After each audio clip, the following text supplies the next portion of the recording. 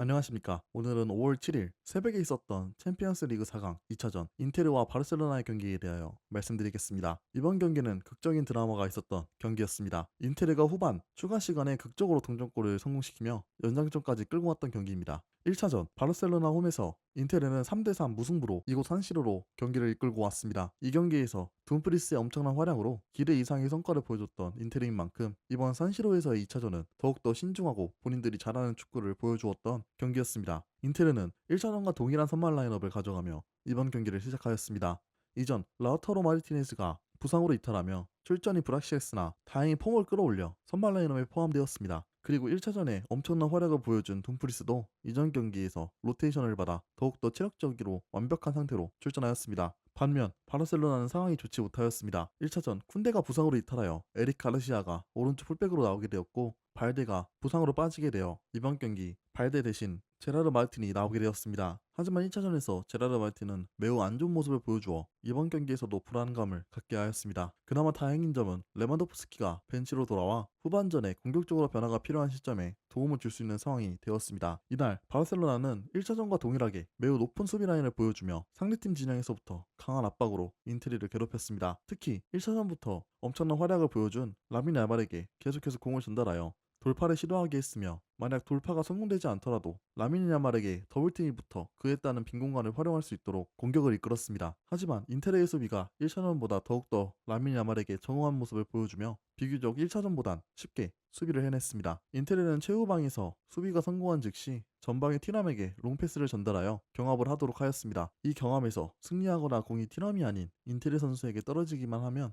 곧바로 전방에 있는 라우타로와 둠프리스에게 빠르게 공이 전달되었습니다. 후방에서 티람에게 긴 패스가 전달되었고 이 패스를 본인이 받지 않더라도 인테르의 선수가 받을 수 있도록 적극적인 경합을 보여주었고 이 공을 받은 라우타로가 오른쪽에서 직선적으로 뛰어가는 둠프리스에게 곧바로 패스를 전달하여 속도 경합을 붙였습니다. 그 이후 비슷한 구도에 나온 플레이입니다. 티람에게 공이 전달되었고 티람이 경합에서 승리한 후 미들필더에게 공을 전달하였습니다. 미들필더는 측면에서 뛰고 있는 둠프리스에게 공을 전달하여 빠르게 바르셀로나 후방으로 뛸 수 있도록 하였습니다. 둠프리스는 반대편에 있는 라우타로에게 공을 전달했지만 안타깝게도 유효한 공격이 되지 못하였습니다. 하지만 이 패턴이 전반 중후반까지 바르셀로나를 괴롭혔으며 특히 오른쪽에서 둠프리스를 제라르 마르틴이 제어하지 못하는 모습을 보여주며 매우 어려운 경기를 보여주었습니다. 이날 인테르는 만약 높은 라인의 상황에서 공격을 진행하다 곧바로 수비로 전환되는 상황에서는 3백의 선수들이 상대 공격진들을 곧바로 압박하여 공을 끌고 올라오지 못하도록 하였습니다. 그리고 중앙 미드필더들은 측면의 윙백들이 압박하도록 하였고 이러한 시퀀스에 첫 골이 나오게 되었습니다. 이 장면에서 아체르비가 빠르게 스트라이커로 출전한 토레스를 압박하여 공을 끌어내었습니다. 이 공이 중앙으로 흘러 들어오게 되었고 올모가 그 공을 잡고 전방으로 가려 할 때 디마르코가 빠르게 압박하여 공을 뺏어내었습니다. 그리고 그 순간 라인을 깨고 들어가는 둠프리스에게 공을 전달하여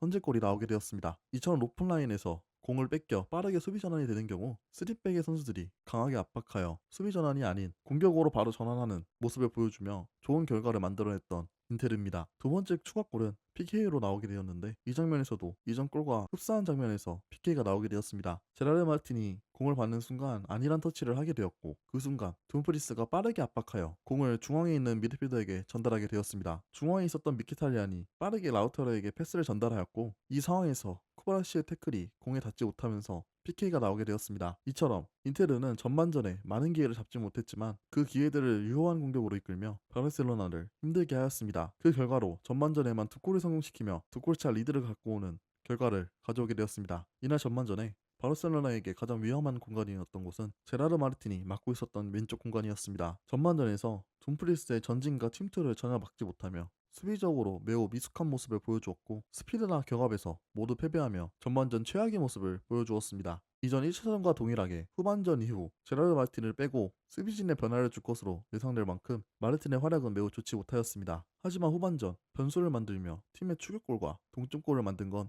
제라르 마르틴이었습니다. 두 골 모두 마르틴의 전진과 크로스로 득점이 나오게 되었고 이후 인테르가 매우 힘들어하는 후반전이 계속되었습니다. 이날 인테르는 전반전과 동일하게 라민 야말을 막기 위해 오른쪽에 많은 선수들이 쏠려 있었습니다. 그로 인해 왼쪽에 마르틴이나 하피냐가 활약하기 좋은 공간들이 생겨나기 시작하였습니다. 이 장면에서도 마르틴이 프리하게 왼쪽에서 혼자 서 있는 모습입니다. 바르셀로나의 공격의 중심은 이번 경기에서도 오른쪽에 야말이기 때문에 많은 선수들이 오른쪽으로 치우쳐 있는 상황에서 바르셀로나는 빠르게 발레 전환을 시도했습니다. 그 공을 받은 제라르 마르틴이 박스 안까지 들어가서 반대편으로 크로스를 올렸고 그 순간 아무도 예상하지 못했던 에릭 가르시아가 원터치로 추격골을 성공시켰습니다. 이날 오른쪽 공격 대비 왼쪽 공격으로 바르셀로나가 올라오면 유효한 공격이 나오지 않았던 부분이 인테르의 수비를 안일하게 만들었고 결국 여기서 가장 기대되지 않았던 선수가 가장 큰 변수를 만들며 이대로 경기가 끝나지 않도록 만들었습니다. 그리고 그 이후 동점골 역시 마르틴 선수가 만들게 되었습니다. 비슷한 상황에서의 오른쪽에서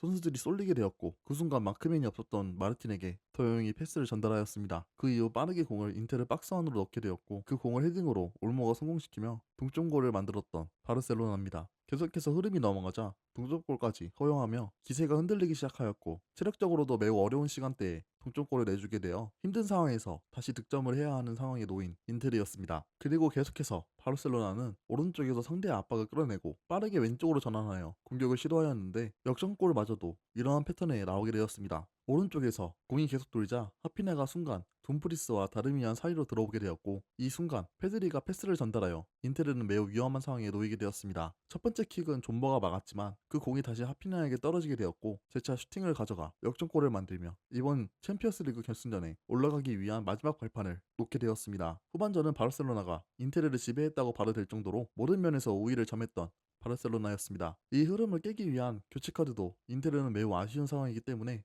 과연 어떻게 이 경기를 다시 원점으로 돌려놓을지 고민하였던 인자기 감독입니다. 인자기 감독은 경기 막판이 되자 아체리비를 전방으로 올리며 전방의 숫자를 늘렸습니다. 그리고 이 상황에서 세트피스가 끝나고 바르셀로나의 역습을 어렵게 막아내어 곧바로 역습으로 인테르가 올라오게 되었습니다. 그리고 결국 이 상황에서 후반 추가 시간에 아체리비가 극적으로 동점골을 성공시키며 다시 경기를 원점으로 만들게 되었습니다. 이 상황도 전반전에 인테르가 잘 보여주었던 공격 패턴 그대로 보여주게 되었습니다. 후방에서 온 긴 패스를 티람이 경합에서 승리하여 곧바로 측면으로 달리는 둠프리스에게 전달하였고 둠프리스는 마르틴과의 경합에서 승리를 가져가며 박스 안에 있는 아체르비에게 크로스를 올려주게 되었습니다. 그리고 그 골은 본인의 주발이 아닌 오른발로 성공시키며 다시 한번 산시로의 드라마를 쓰게 되었습니다. 그 이후 연장 전반에서 프라테시의 재역전골로 다시 한 번 더 산시로의 120분은 짧지 않다는 점을 보여주며 2년 만에 챔피언스리그 결승전에 다시 올라가게 된 인텔입니다. 이날 경기는 공격에서 엄청난 활약을 보여준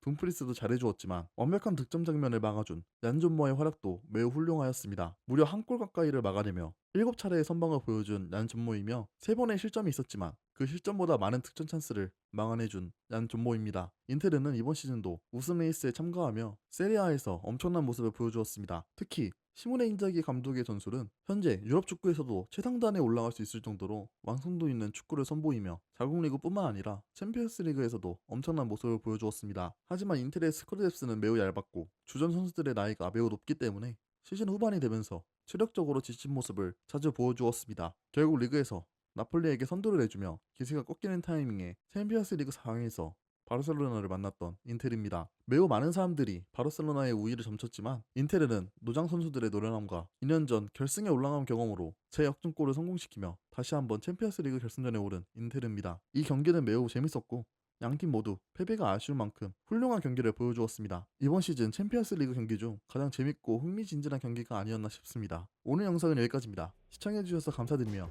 구독과 댓글 그리고 알람 설정까지 부탁드립니다. 다음 영상으로 찾아뵙겠습니다. 감사합니다.